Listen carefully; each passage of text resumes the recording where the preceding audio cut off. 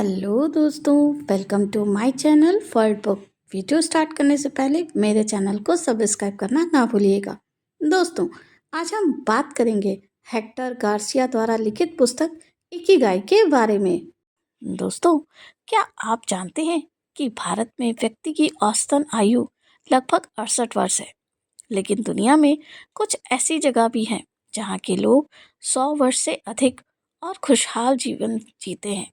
दोस्तों, हम बात कर रहे हैं जापान के एक आइलैंड है जिसका नाम है ओकिनावा।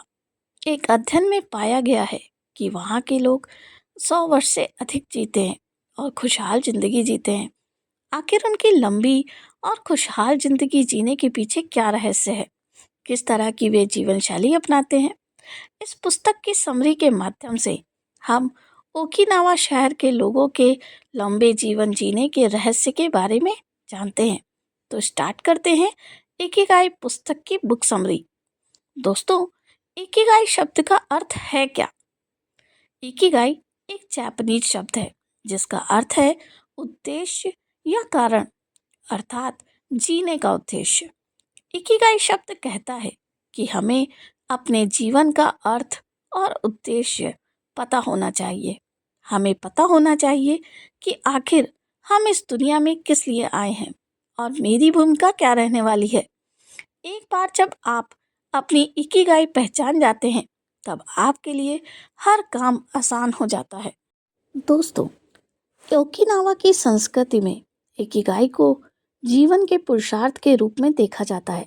जिस प्रकार से हमारी संस्कृति में 4 तरह के पुरुषार्थ होते हैं, धर्म, अर्थ, काम और मोक्ष, ठीक उसी प्रकार से ओकिनावा की संस्कृति जीवन के मूल 4 बातों से समझाती है, जो इस प्रकार है, जिसमें पहला है जो करने की तुम में रुचि हो।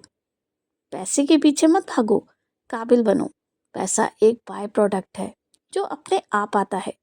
इस पुस्तक में अपनी इकिगाई ढूंढने का जो सबसे पहला कदम है वो है अपने पैशन को पहचानना।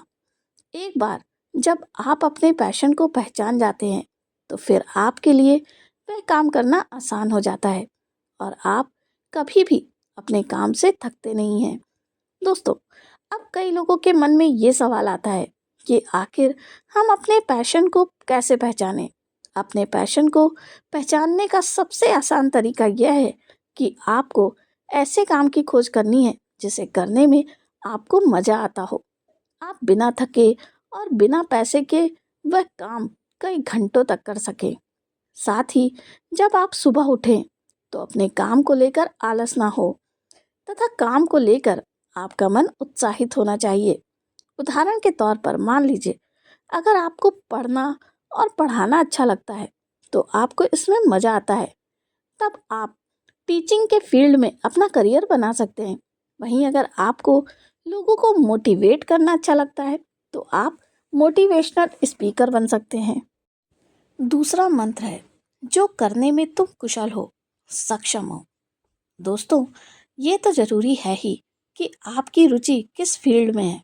साथ ही ये भी बहुत आवश्यक है कि आपकी जिस फील्ड या विषय में रुचि है उसका आपको नॉलेज कितना है, अर्थात आप उसमें कितना सक्षम हैं।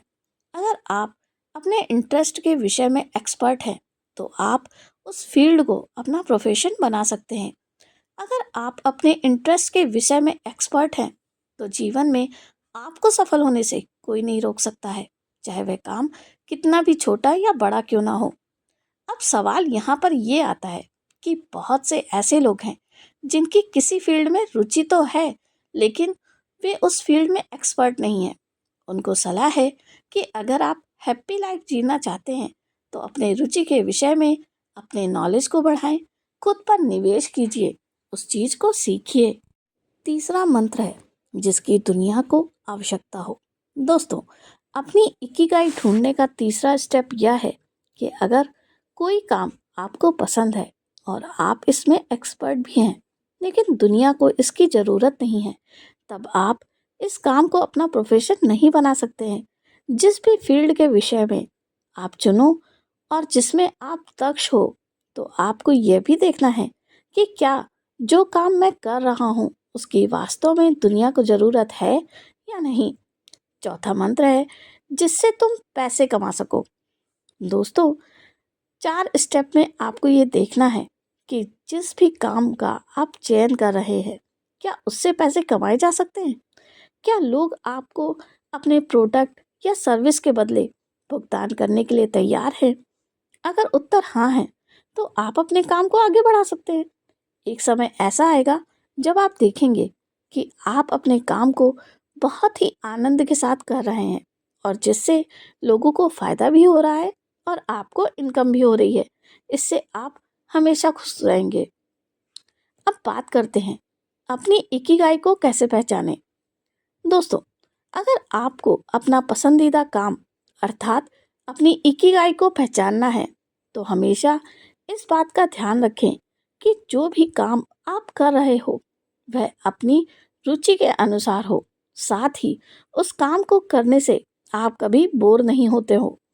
इसके विपरीत अगर आप किसी दूसरे की देखा देखी में कोई दूसरा फील्ड चुन लेते हैं, तो एक समय ऐसा आएगा कि आप अपने काम से थक जाएंगे, आपको मज़ा नहीं आएगा।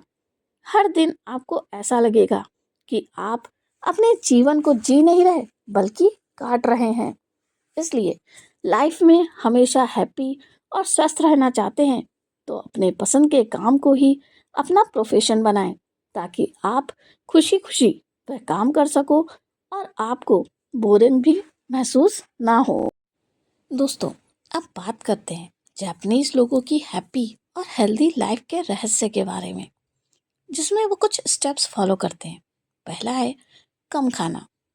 दोस्तों, जापानीज लोगों के स्वास्थ्य, लंबी उम्र और हैप्पी रहने का पहला रहस्य ये है कि वे हमेशा खाना कम खाते हैं, अर्थात अपनी भूख का 80% ही वे खाते हैं, जिससे उनके शरीर को भोजन पचाने में दिक्कत नहीं आती है। साथ ही वे यह भी ध्यान रखते हैं कि उन्हें क्या खाना है और कब खाना है। वे इस प्रकार की डाइट लेते हैं जिसमें एंटीऑक्सीडेंट अधिक मात्रा में हो। वे ऑयली और तले हुए खाने से बचते हैं। दूसरा है स्ट्रेस से हमेशा दूर रहते हैं। दोस्तों, जापानीज लोगों का मानना है कि अगर आप हमेशा तनाव में रहेंगे तो आप अपनी उम्र को आधा कर लेंगे। देखा जाए तो आप के समय में इस भाग दौड़ भरी दुनिया में हर किसी को कोई ना कोई तनाव जरूर है। किसी को जॉब की तलाश है, किसी को पढ़ाई का तनाव है, तो किसी को परिवार को लेकर चिंता है। तनाव को कम करने के लिए जापानीज लोगों ने मोरिटा थेरेपी विकसित की है। ये एक प्रकार का मेडिटेशन है जिसे करने से आप हमेशा तनाव से दूर रहेंगे।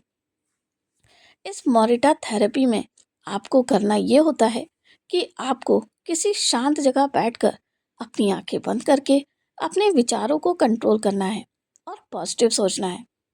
तीसरा है एक समय में एक काम करना। दोस्तों, जापानीज लोग हमेशा एक समय में एक ही काम को करना अधिक पसंद करते हैं। उनका मानना है कि अगर हम अपनी पूरी एनर्जी को एक समय में एक ही काम पर लगाते हैं, तो इससे हमारा फोकस कई गुना बढ़ जाता है। किसी काम में फोकस बढ़ने से वह काम जल्दी और आसान हो जाता है। वहीं अगर हम एक समय में एक से अधिक काम करते हैं, तो किसी भी काम में हमारा फोकस नहीं रहेगा, जिससे किसी भी काम का समय पर और सही होना कभी नहीं हो पाएगा।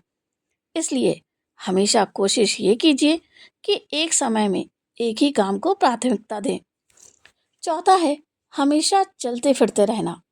दोस्तों, जापानीज लोगों की खुशहाल जिंदगी का राज यह भी है कि वे हमेशा एक्सरसाइज करते हैं।